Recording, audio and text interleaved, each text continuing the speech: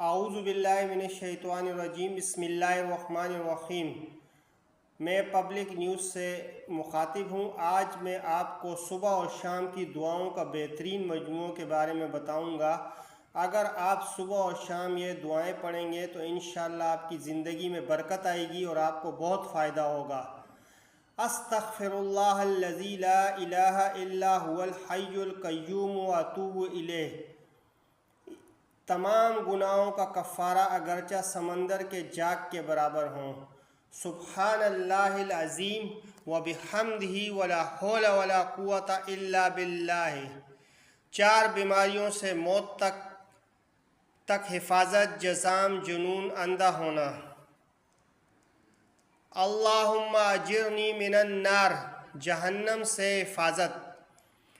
لا الہ الا اللہ وحدہ لا شریک لہ، لہ الملک ولہ الحمد یحیی ویمیت وہو علی کل شیء قدیر۔ 10 نیکیاں، 10 گناہوں کا مٹنا، 10 درجات بلند ہونا، 10 غلام آزاد کرنے کا ثواب ملنا، شیطان اور ہر مکروہ چیز سے حفاظت کے لیے یہ دعا آپ روزانہ 10 مرتبہ پڑھیں۔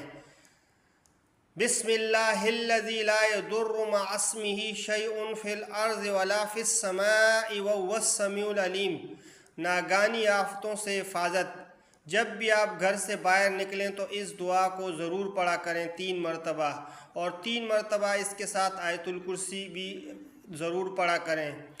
اعوذ بکلمات اللہ التامات من شر ما خلق، ہر مضر چیز سے حفاظت۔ رضیت باللہ ربا وبالاسلام دینا وبمحمد رسولا نبیا۔